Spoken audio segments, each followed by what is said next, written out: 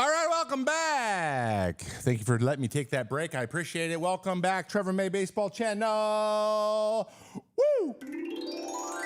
We're here, and we're happy as all get out. I hope that actually worked, guys. I have actually no idea if I was even on foul territory. Was I? We have fun here. We can now see everyone in the chat. If you are coming over, make sure that you subscribe, please. Thank you so much. I appreciate it. We're going to get into our community section of the show soon. But before we do that, I just need to hit this real quick. ESPN dumped baseball. It's over. Yeah, that was a little hard for me to hear. We'll see what happens. What's up, Bert? What's up, Heat? How are we doing? Welcome in, guys. Welcome in. We got Nastiest Pitches this week. It's coming in. Nastiest Pitches of the week. If you do not know how to do Nastiest Pitches, how to get your Nastiest Pitches in the list, you got to join the Discord and put them in the Nastiest Pitches. It's pretty easy. Pretty easy. I'm going to actually check to see if we have any more. We might have some more here. Any more Nastiest Pitches in the Discord? Let's see if you guys got in there. Probably not. Yeah, probably. No, there's one new one. Is that new? I don't know if that's new. Let's see. Nope, put it in the wrong. Nope, that's not new. That's not. It isn't. Okay. Guys, Nastiest Pitches of the week. Every week we're going to do a segment where dude, what is happening to me? Why am I so burpy? Okay. I'll just show you. Here's what we're going to do. Goes here. We go here. And I'll explain this out to you. So we have some from last year. This is our Nastiest Pitches of the week.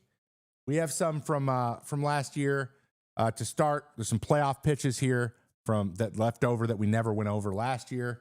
And so we're going to get into that now, but we have some from spring training. If you want to submit a pitch in the Nastiest Pitches, you can put it into Discord. And what I ask is you use Baseball Savant /StatCast Search. StatCast Search, the link was somewhere. It's in the, it's a command, ! Pitches, I believe, or Nastiest Pitches. There's a link to the engine. This is an example of it right here. This is StatCast Search. It's right, literally right here. baseballsfont.mlb.com /StatCast_search, and you can go find that pitch and send it to me. Or if you see it on social media, just send me the link to social media. That's fine. That's fine. But these are the best ways to do it because then I can download these too and we can make a little compilation.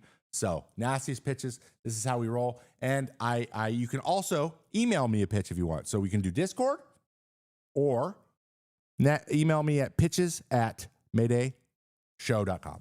Pitches@maydayshow.com. And I am aggregating those as well to get ready for the show. So we're going to get into some pitches. We got Chris Sale, reigning Cy Young. Chris Sale, throwing pitches. I have a feeling this is a slider. I don't know, though. I'm unsure. So let's see. Man. My UI is all over the place right now. I got to figure this out. Okay, let's see. What do we got? Show me Chris Sale. Remind me of the nastiness that is reigning NL Cy Young Award winner Chris Sale.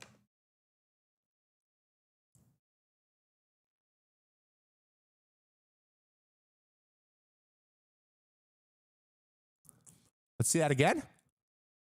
Okay, no, let's not see it again, I guess. All right. He just wants this in. Yeah, it's not ideal. That's a pretty nasty pitch. I'm going to give that one of these.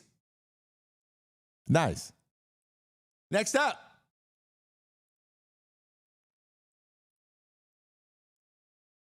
Ooh, is that a split piece? From the World Series.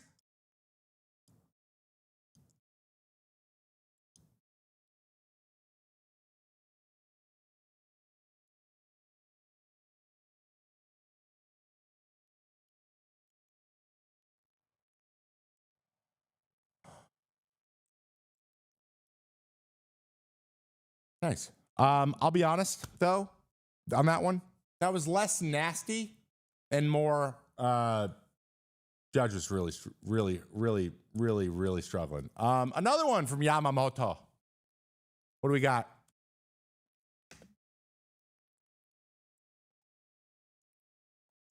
Look at this overlay. Oh yeah, dude, that's at the plate, dude. See, that's what okay. So that's what I'm talking about. That's what I'm talking about. Nick Pivetta with a splitter. That's what I'm talking about. Right there. Hip.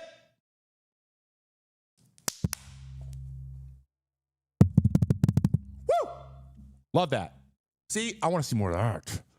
Everyone should throw a splitter. Everyone should throw a splitter or a seam shifter change up or something. Like, I love that. That's my favorite stuff ever. That's my favorite stuff ever. All right. Thank you so much for that clip. Oh, we got a Walker Buehler. I really hate that these start right away. This is Buehler versus Verdugo. Oh, is this a curveball? It is a curveball. It's not a curveball. Been retired for 1 year. Don't know anything anymore. 95 though. Let's see that. Let's see it again. Ooh. Ooh. That's beautiful, bro. And I wish you guys could hear it because I can just hear Smoltz talking over and over and over. That's a front door tomb steamer. That's front door. That's a front door tomb steamer. Very nice. Love that. Another Buehler. Is it the same? Oh, it's the.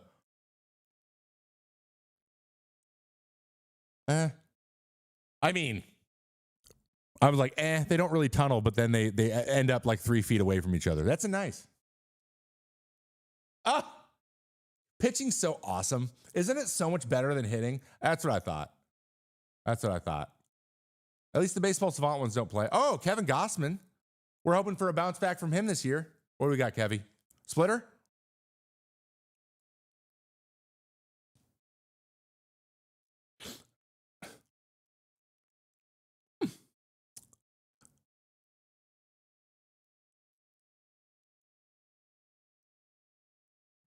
You can go sit on the bench.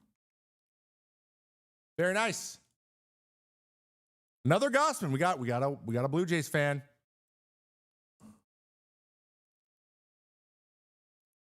Oh, God bless America. Sorry, bub. Is that Wong? Yeah. Huh! That's like a sinker.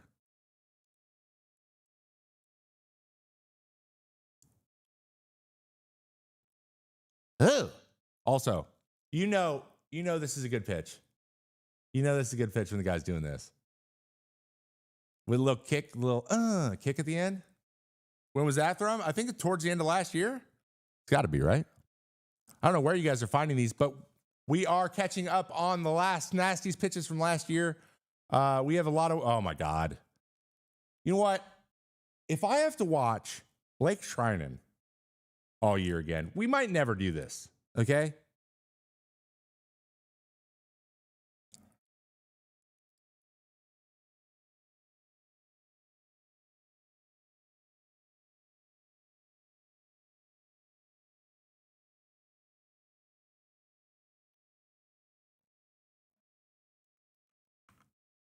He's a cheater.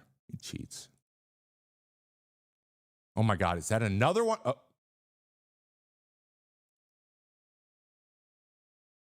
I bet you this one's gross. Oh, it's a tunnel. Yes.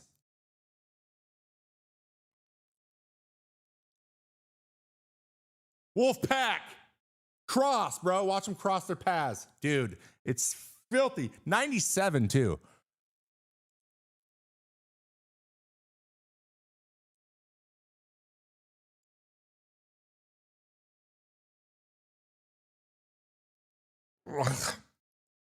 Gross. Also, Treinen looks like he's about to throw 84, like with the effort. And he's just so big and fat. Throws so hard. Some people are just different. How do you even hit that? I don't know. Check his hands. Check his hands. Check his hands. Okay, I thought that was Treinen again. I know there's going to be a lot of Dodgers. They were the only guys playing, remember?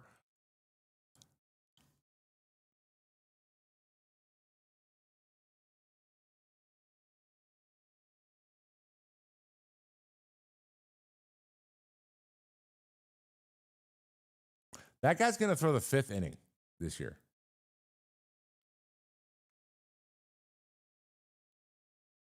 They're cheating. Everybody's cheating. Hey, we got Garrett Cole, though, and it looks like it might be an overlay. Ugh. Was that slider? Curveball? Oh. Dude, 7 miles an hour difference. So this is the opposite of the splitter, but this is also really nice. Wow, we clap. Also, what was the... Teoscar turned his shoulder on one of these like it was going to hit him. Like, that's not close. Gross. Garrett Cole, that's why he's paid well.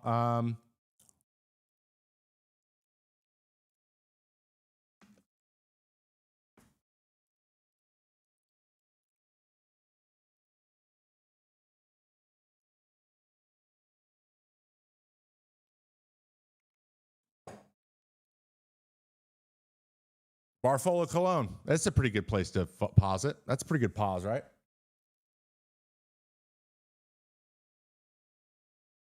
That.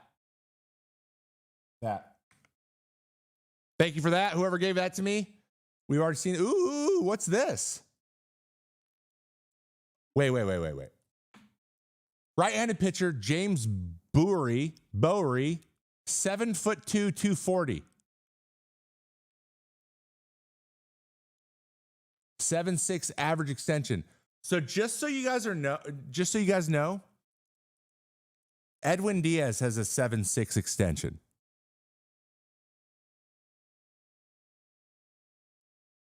I got to see this.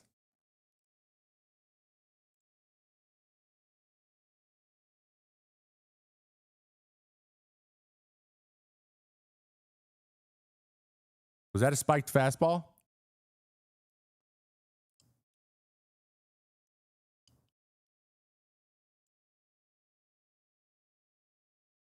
It's a lot of arms and legs right there, boys and girls. Pretty good vert.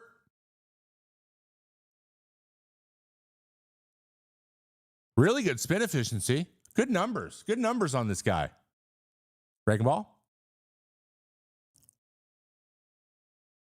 Dude, that's really good. Fastball 81. That can't be right. Oh no, it's a splitter. Huh. Interesting. That guy's gross. Looking for pro opportunities. See, this is weird. This is never something I was able to do as a kid. And I think it's awesome. Okay, what do we got? Craziest windup of all time. Let's see it.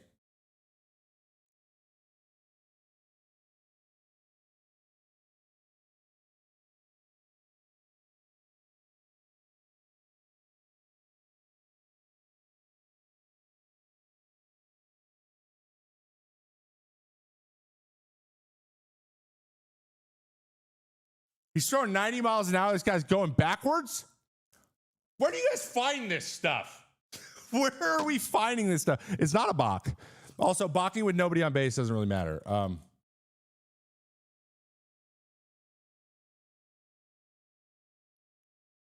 Nice. Thank you for that. That was interesting. I don't know what that is.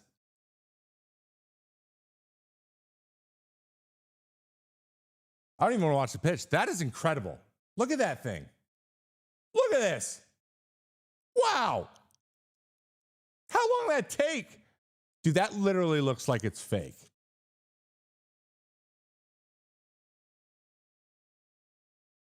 Sequisha stash? Dude, that's a squeeze. Okay, anyway, let's see the pitch.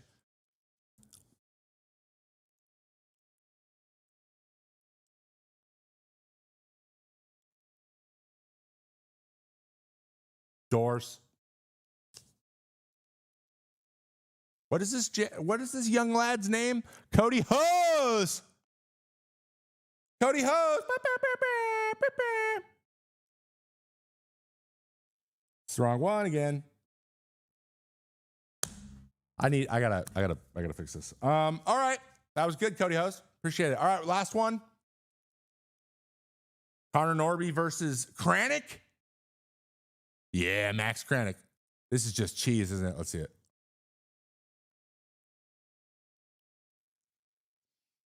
Ah! Yours. Love that shiz, dude.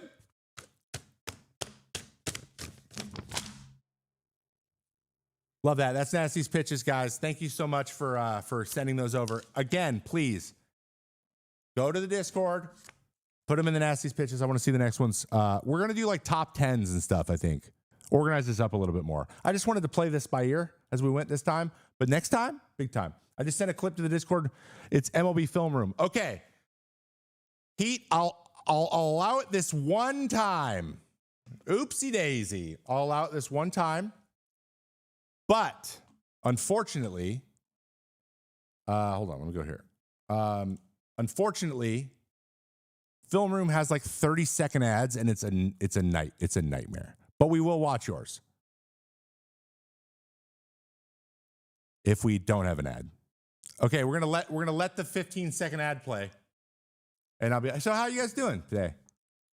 How's everybody doing in the chat? Everyone type. Everyone give a little hi in the chat if you're like, if you just want to have something to do for the ad. Okay, I'm just talking about my ass. All right, here we go. This is from Film Room. This is a Matt Waldron knuckle. Here we go.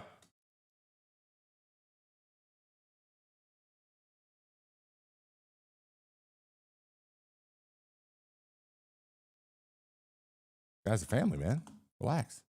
Like, I hate Film Room. Look, this is just playing. It goes right into an ad. Plays the whole game. I hate it. I hate it. I hate it. Hate it. Hate it. Hate it. Hate it. So yeah, try to avoid Film Room if you can, please, in the future. Thank you. But I now you don't know how to do it. It's okay. It's okay. Next time. Next time. Baseball Savant. Whatever. You see that's amazing curveball, breaking ball stuff plus models over the weekend. Saw 150 in one tweet. Yeah, he's super. He's super good. He's super good. All right. Moving on. I got another segment for you guys. It is called. Actually, I lied. I have another question. Shit. Why doesn't baseball have a version of the TNT NBA crew, and who would be the best to do it? From JVX15 in Discord. Again, if you want to ask questions, Discord. That's where to do it. That's a great question. And I actually want your guys' opinions. But if I had to say anybody, so the inside the NBA, right?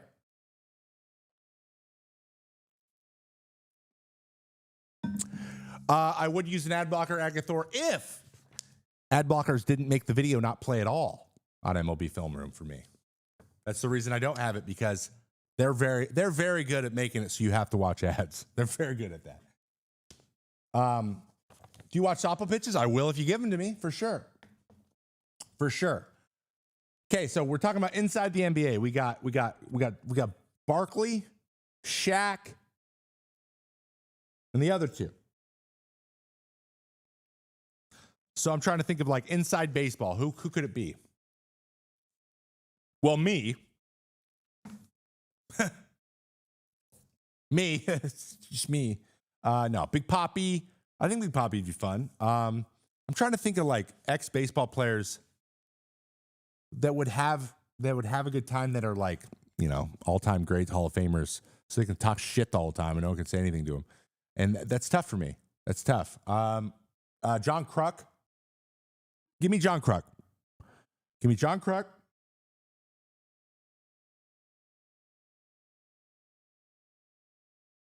Then give me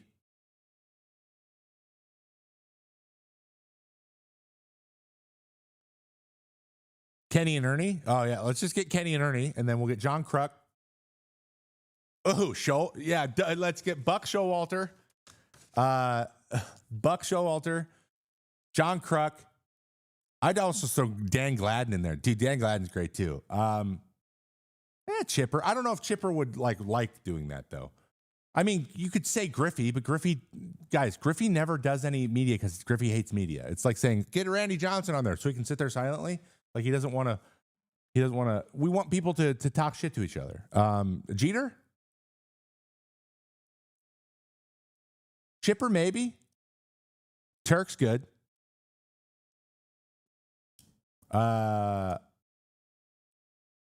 Castellanos when he hangs him up. The problem is like Castellanos isn't a like.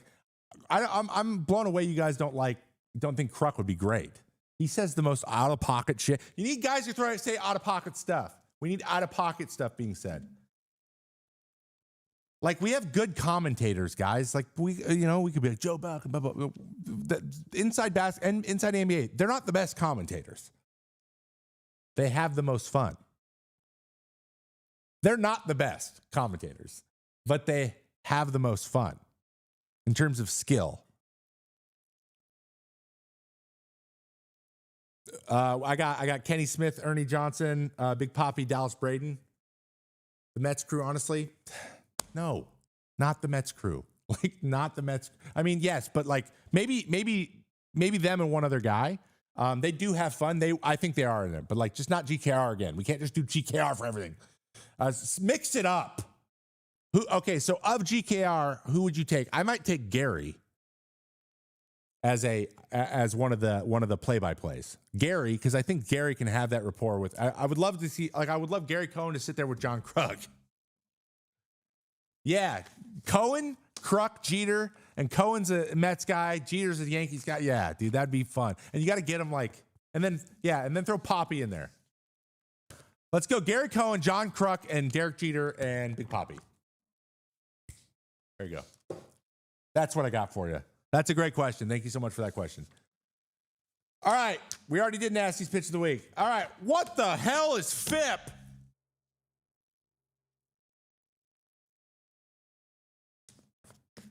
What is FIP?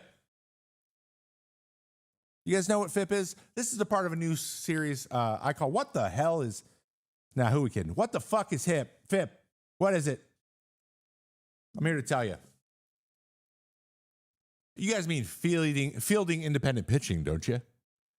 This is where we break down statistics, and I try to give you a little bit of a context on how we use them, why they're important, and when you hear them, you don't just go, "Oh my God, who cares? Just tell me what their ERA is." Okay, this is another important one for analyzing pitchers and how good they would be despite what team they're on. All right. So fielding independent pitching is attempts to calculate what pitcher's ERA would be with the current league average fielding. So it doesn't really matter. It makes everyone have the same team behind them, basically.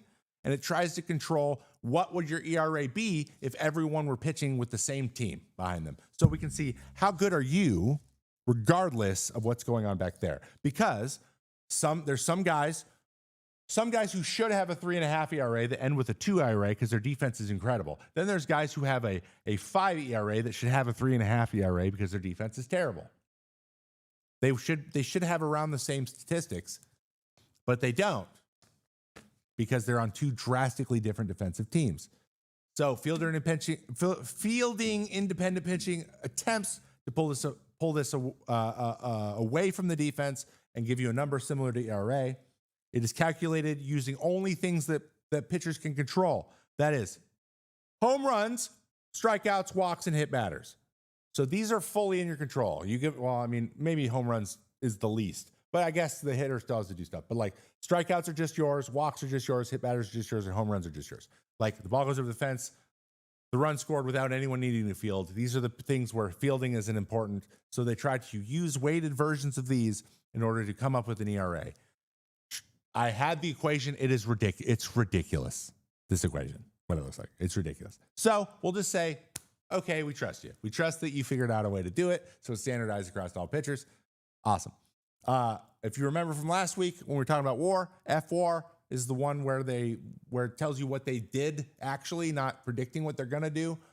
They use FIP in F-WAR because it is a stat that says what your ERA should have been, probably, most likely. It's not perfect, but when you start trying to factor in defense or like balance your defense, it usually it raises more questions than it answers. It makes it more complicated because there's more moving parts. So we try to make it as simple as humanly possible. So, as you can imagine, because of what I just said, FIP doesn't help ground ball pitchers much, and it helps strikeout pitchers a lot. this is a big reason why strikeout pitchers became so valuable, is because they create the value themselves. They have the potential to take over a game and only have things that they create value themselves, and then the defense can't mess it up. If you think about it that way, that makes a lot of sense. But it does two big things. So here's how it's used too. I'm sorry, I'm getting a little bit. Okay, so it's used to do two major things. You want to either determine whether a guy is overperforming his ERA.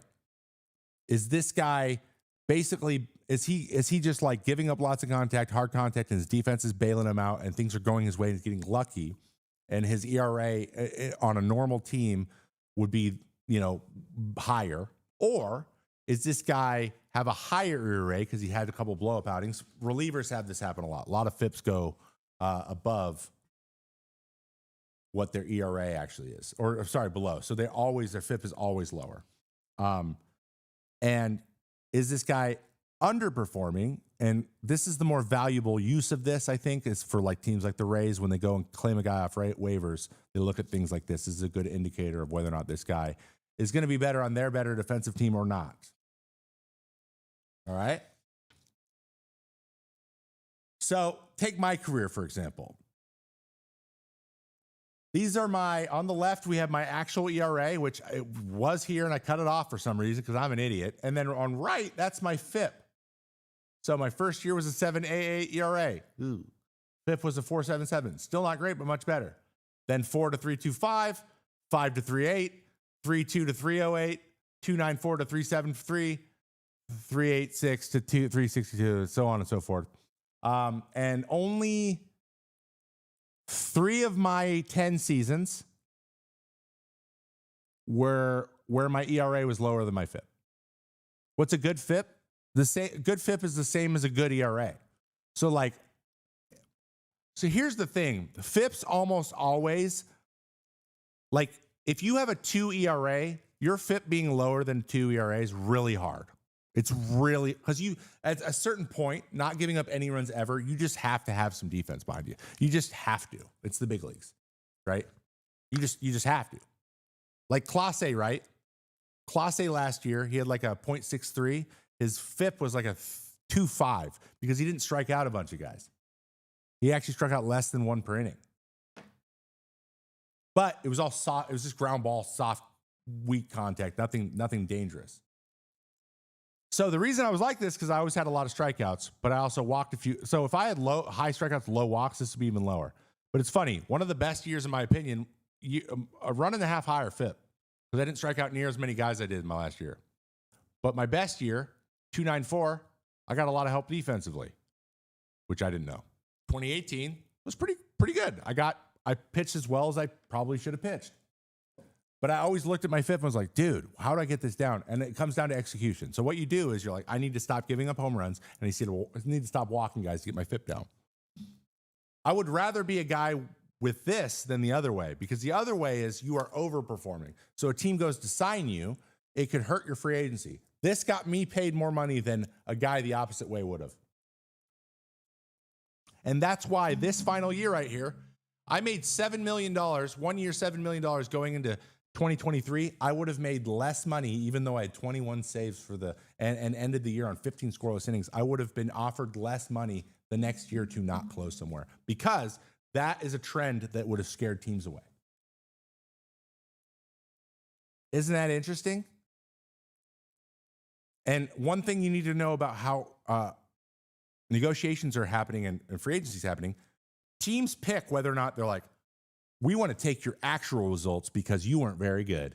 And then they'll be like, but then if you did pitch good, they'll be like, yeah, but your projections say you're going to take a backslide. That is the nature of negotiations. That is basically what happens in ARB. They just pick whichever one allows them to pay less money, whichever argument there is. And then the arbitrators say, arbitrator? That's right. That's the right word. Arbitrator's like, okay. That's why arbitration is kind of a joke, and that's why a lot of people complain about it, because that's the way it works. They pick the argument that allows them to offer you the least amount of money by default, and it feels gross. It's not fun, but it makes sense. It just, you're like, come on, right? Okay. Good question here from Reds. Trevor, what happens to pitchers who get a lot of ground balls with FIP, like Yanni or Cano and Clay Holmes? Their FIPs are always going to be higher than their ERA, almost always, because they don't strike out a ton of guys and they depend on their defense. If you give up ground balls, you depend on your defense. So fielder independent pitching isn't going to be kind to you. It's going to be unkind.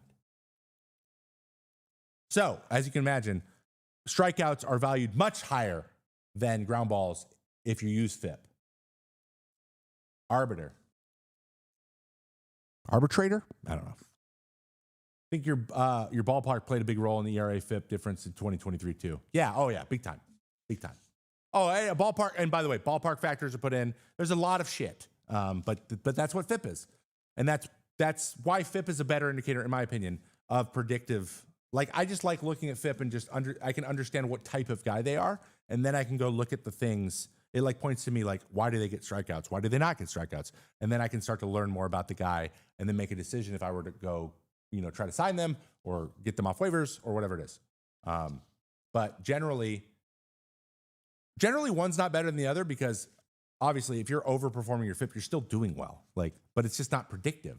And predictive, it sucks. But so much of the game, decisions are made in a predictive way versus a what's actually happening way. And it's hard to switch that mode, whether you're predicting this guy's going to be good, predicting this guy's going to be good. And then at some point they're going to be good. And then you have to take their actual results as that instead of just predicting the whole time. Because if you just use predictive stats constantly throughout a guy's career, he's going to go downhill at some point. He's going to get older.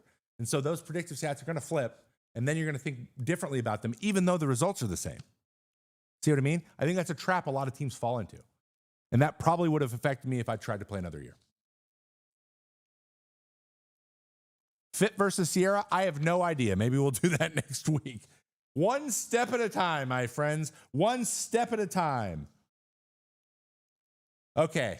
We're going to be doing some AMA stuff here, guys, in this final 25 minutes. Get your questions ready. If you got questions, we got time. I'll be honest, Nastiest Pitches was a lot shorter than I thought it would be. So if you find Nastiest Pitches and you are out watching spring training this week, please, put a note in your phone, go put it in the Discord, give it to me. We will be doing we're going to do a ton of stuff with this Nastiest Pitches stuff. I kind of want to keep track of the people that are putting up the most Nastiest Pitches and see if we can get you a little something. I of lot of fun ideas. So if you're doing that, just, if we don't have enough pitches some weeks, we won't do it. But we've been having a lot of pitches as of recently. The last few weeks we did the show at the end of last year, it was great. So please do that. All right. We have another segment or another isn't that interesting for you. This is one of my favorite things we do every week. We got some fun, crazy stats of the week. You guys ready for the crazy fact of the week? I am. This week's theme is father-son combinations. In his third season, Fernando Tatis Sr. hit 2 home runs in the third inning off the same pitcher, I believe it was Hideo Nomo, on April 23rd in Dodger Stadium for his 5th and 6th home runs of the season. They were also both grand slams, just so you know. Hideo Nomo also gave up 11 runs in that inning. What are we doing? Get the guy out of there. In his third season, Fernando Tatis Jr. hit 2 home runs off the same pitcher in the third inning on April 23rd at Dodger Stadium for his 5th and 6th homers of the season. Do I have any PhD statisticians out there? What are the chances of that? That's crazy. They did the exact same thing. They both hit 2 home runs in the same game on the same not in the same game. Sorry. On the same day in the same point of their career in the same stadium.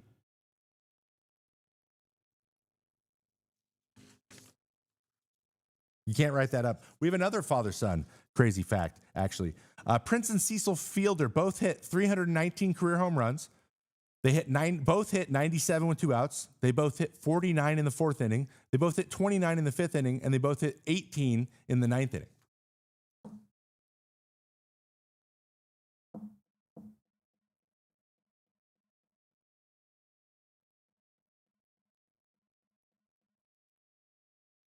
What?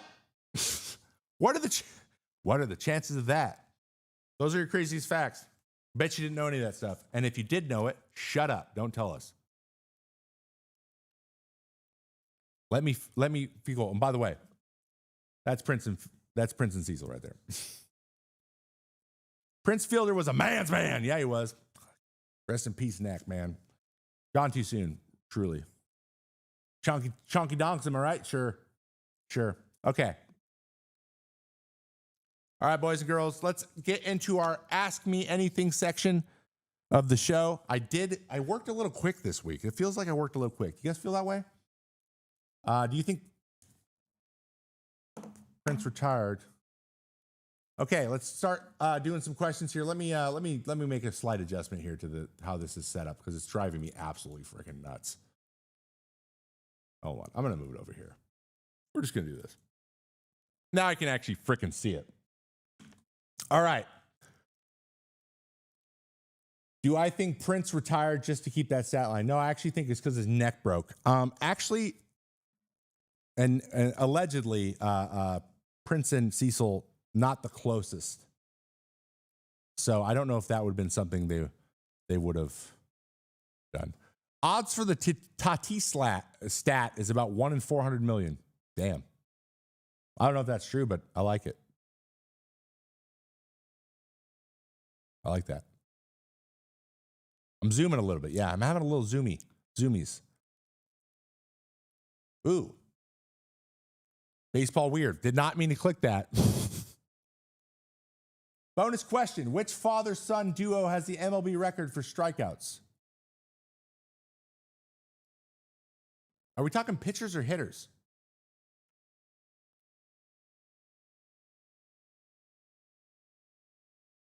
I have no idea. I genuinely don't know. Please tell us.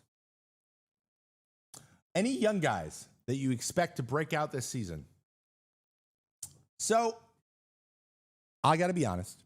When it comes to guys who haven't gotten to the big leagues yet, I don't have enough information, but I have started to get into the whole prospect thing. I've built an RSS feed so I can follow a lot of the feeds that talk about these guys, and I can see video of them.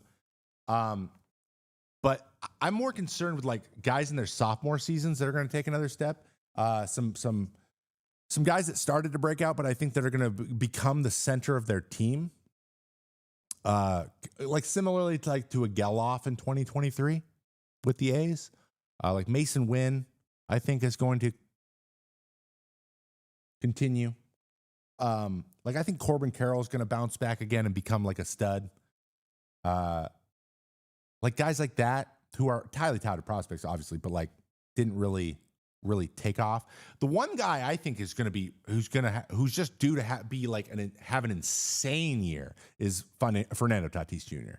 Like have a stupid year where he's hitting 335, stealing 50 bags and hitting 50 homers, like that kind of year. It's Roger Clemens, huh? And Cody Clemens? No way. That's awesome. Okay, so the father-son duo strikeout record for pitchers is Cody Clemens and Roger Clemens because Cody Clemens has won. That's awesome. That's good, man. Justin Martinez for Arizona. Yeah, he could get. I think he's going to take another step forward. Okay, here's another good question, guys. Hit me with the questions in the chats. We'll get into it. With this change of scenery, what are the chances that Sam Haggerty wins the Triple Crown? Slightly higher than it was. Just a little bit higher than it was prior. He's just scooch.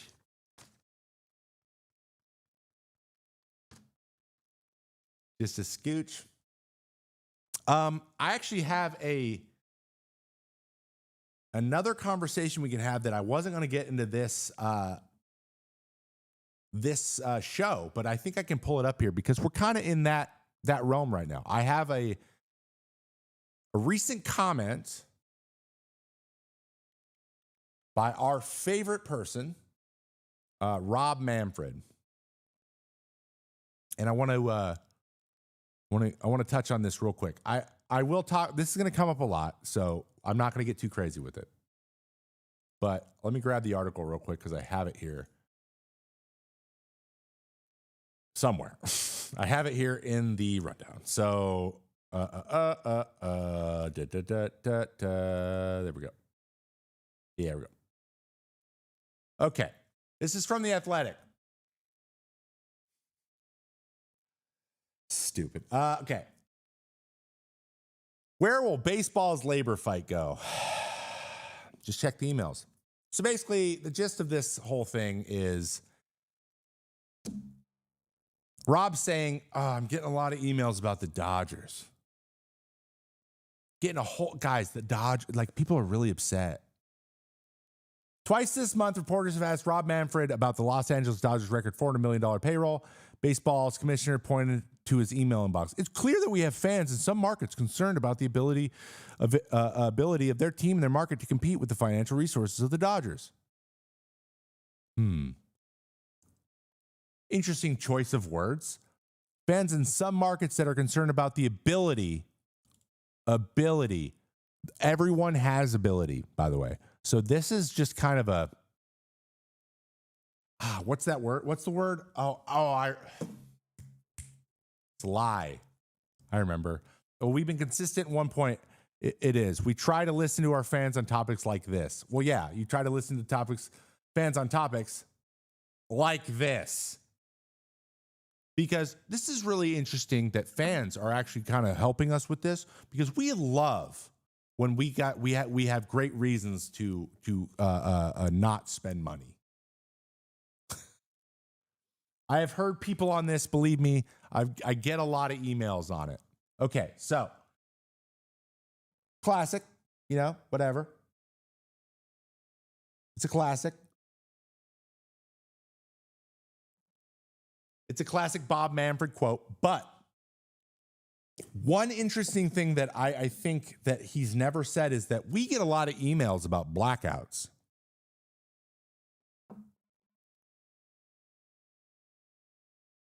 I don't know about you guys, but I've never heard him say that. Have you? Have any of you heard him say that? Hey guys, we're hearing about blackouts. No.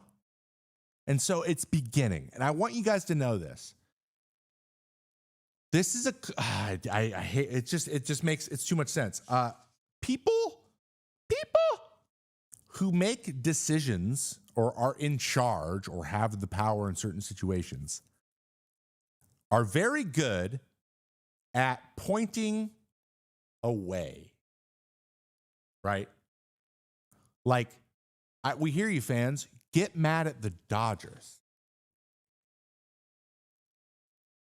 Right? Get mad. Like, we'll keep them in check. We'll make it so they can't spend as much money. That's a good solution, right? Isn't it? That's a good one. Fans said it, guys. Fans want us to keep them from spending. That's what they want. That's the solution. No. Maybe there's like maybe a little bit of regulation that could help, like a little bit, and I don't expect every team to be able to spend like the Dodgers. That's not the point. Like, the point is, you don't get to cry poor when you're not, and you don't get to use this situation to continue to push that narrative forward, because it's not true. And if it were true, you would prove it, but nobody does ever. The only team that is publicly traded or publicly owned is the Braves, which every year we see how much money they made, and it's a lot.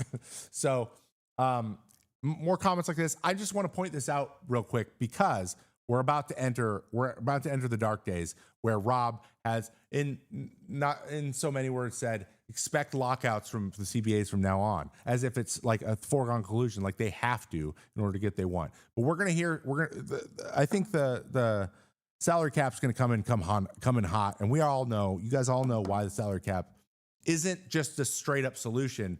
It would need a lot of give and take there to happen. So, but they're gonna go for it, and there might be a lockout right away. And I just want you guys to be ready for that. But I don't want us to get all caught up in like the Dodgers spending all the money is the reason. No, they just want a reason to bring this up again because they do every single time. And it's just spin. It's like you wake up, you see something, you can't say it the way it is, so you got to find some way to spin it. And it's like, if you feel like you need to spin everything all the time, maybe you are the problem. Maybe your ideas are bad. If you're like, wow, I can't say that because everyone will hate it. Yeah, because it's a bad idea. Oh, what? No one agrees with you? Maybe you should stop thinking the things you think. I don't know. I'm just saying. I just work here. So, anywho.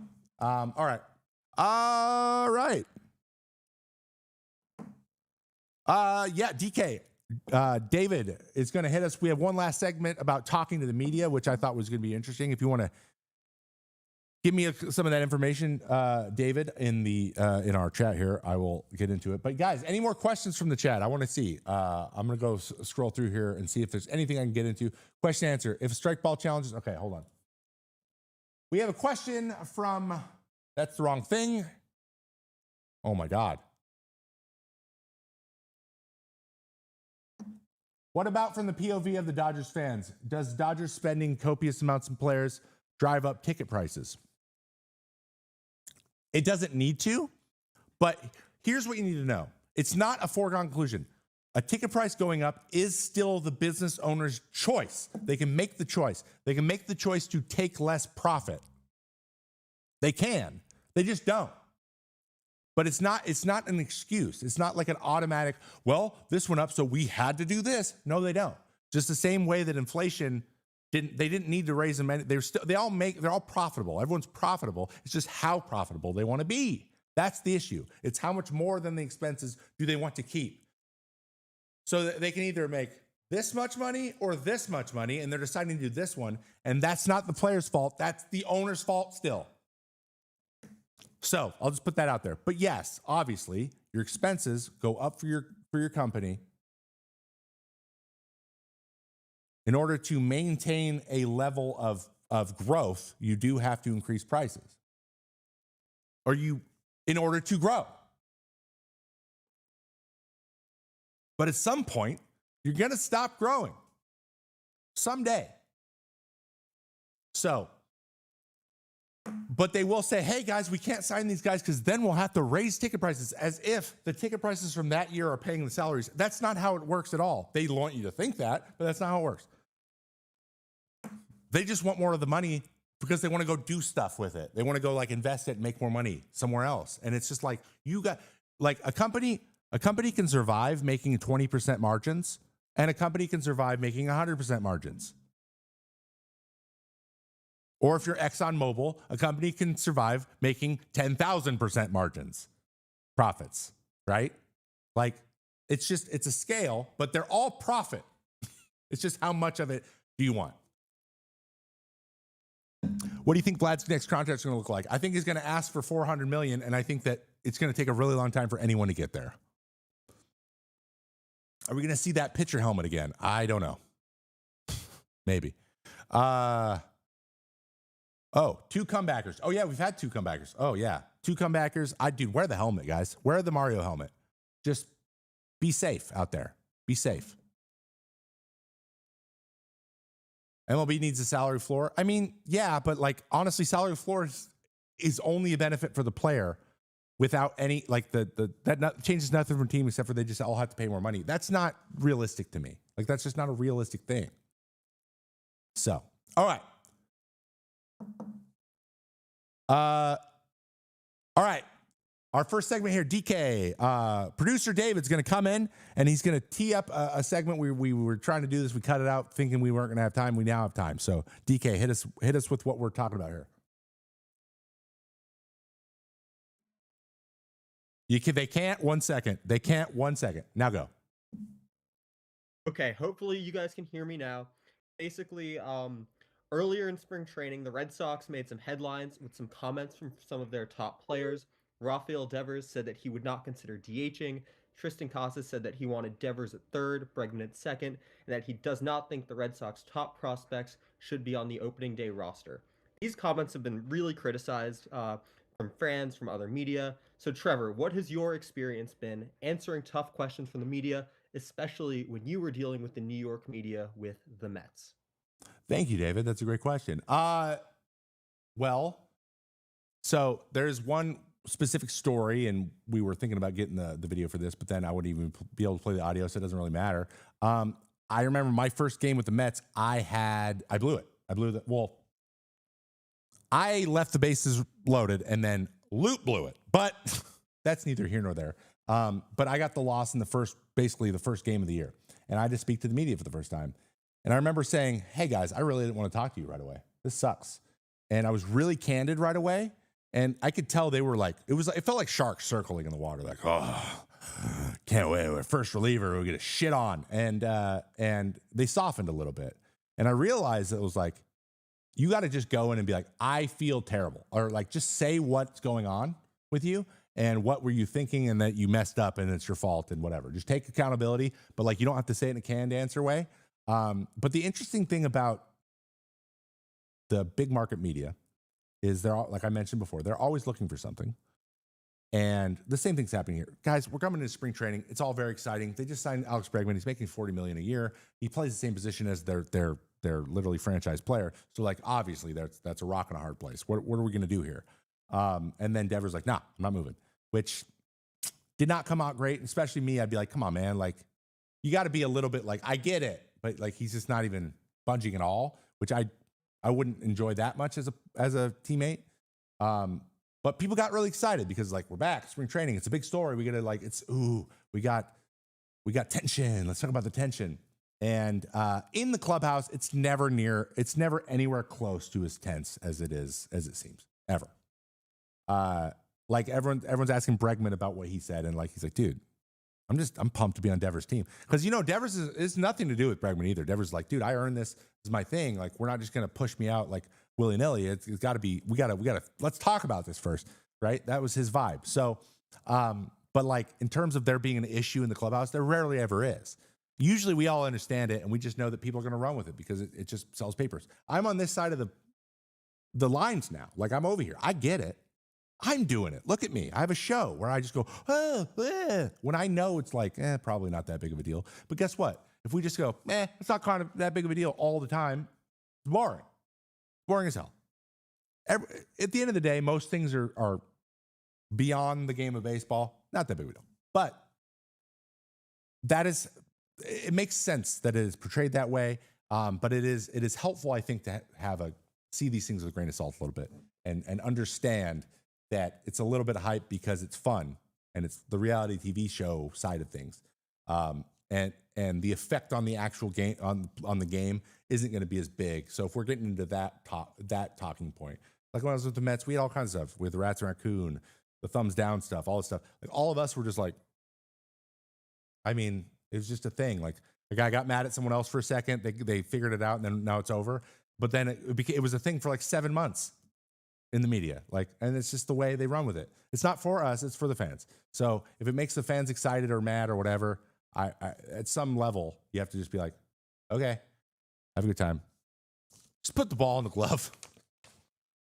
So they say Devers is listed DH and open day. Does he just refuse to take the field? No, I'm gonna put that up there. So do I think that at the end of the day will Devers acquiesce? Yes, I do, because frankly, he's one of the weakest defensive third basemen in the league consistently every year. Like it's not like he's just an average third baseman, right? It's like he's borderline a liability. And he's got to know that. You know what I mean? Like, but he's an incredible player. Took me deep, round pesky pole. Guy can hit. Couldn't get him out. He's incredible. But like, you just can't deny this at this point. Like, he's got to know that. Right. So being a leader part of time is just like saying, OK, I get it. Like our team is better defensively if I do this, even if you don't want to. And then you got to go take it as a challenge, go take the job, which I'm sure he is doing. But that's my take on this whole situation. They're going to be fine. They're going to be good. I'm big on them on the Red Sox this year. But yeah, who knows? Like it's just the way that media works. And I know that now. I knew that kind of then, but now I really know that. And now that my emotions have been removed from being a player, like it really isn't that big. And they're homies, and they're like Bregman and him, I'm sure, are fine and probably have lockers close to each other. So I was trying to be nice, Showtime, okay?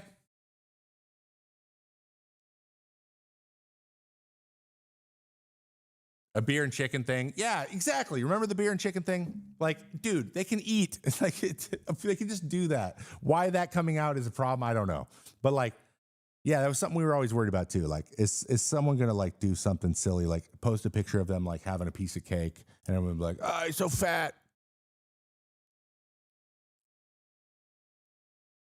How are you doing, Trevor? Non-baseball stuff all good? Non-baseball stuff is good, guys. Before I take you out because we are no longer here, you know what? I know I'm on. I know I'm doing like a show, and I'm trying to find a way to make this like a stream and a show at the same time.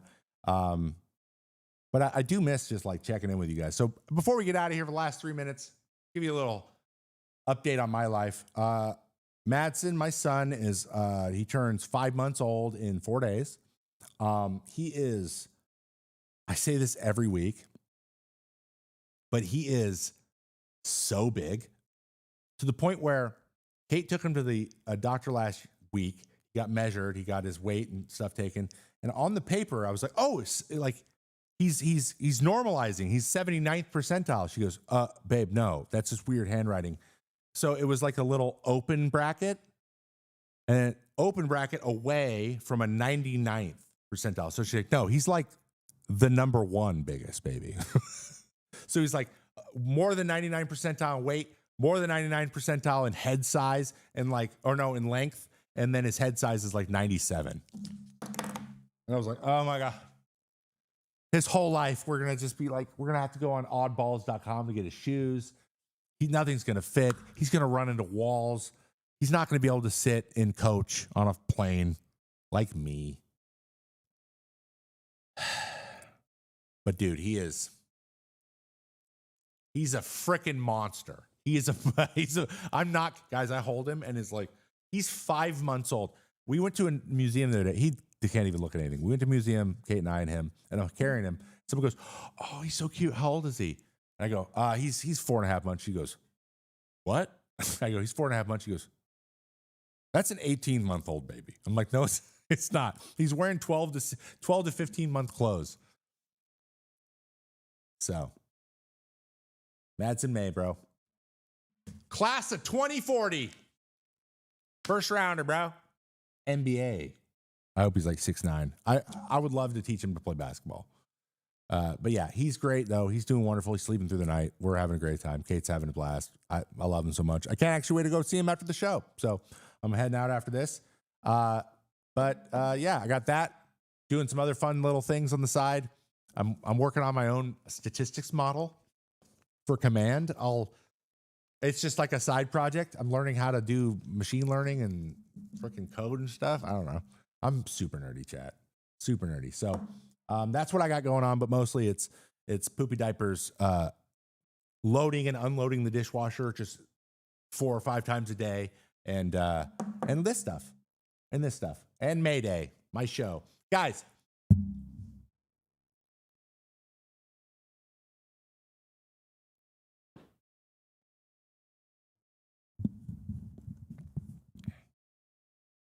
this wouldn't be my show if I didn't do stuff like that. Do I golf? No, especially not in the winter. I will start, though, because I'm a dad now. Anyways, I'm going to get out of here. I want to thank all you guys for being here. Guys, Discord is where I get my stuff. Follow me on all the social medias.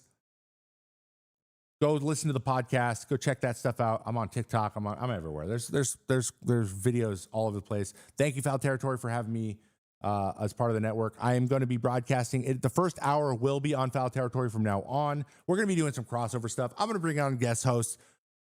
I've been waiting to do this. Like, I wanted to make sure technically we were able to do this smoothly, and then I want to start adding in the new people. So we're going to be bringing in interviews. We're going to have a lot more engagement. It's not just me moving forward. I just wanted to get my feet under me, and I feel like they are. I want to thank you guys for being here, hanging out. Guys, everyone who subbed and stuff, thank you so much as well. I know I know that the notifications stuff aren't getting called out quite as much as they used to be. I'm still trying to figure out how to get this whole thing dialed into a place where I feel like it's the easiest, smoothest, and easiest. But there's some technological stuff we got to fix and things. So bear with me. But as always, enjoy baseball, watch it, drink your water, drink it, and I will see you next time on both Foul Territory and the Trevor May Baseball Channel for Mayday next Monday. We'll see you there.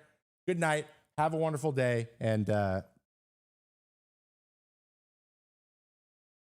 go baseball.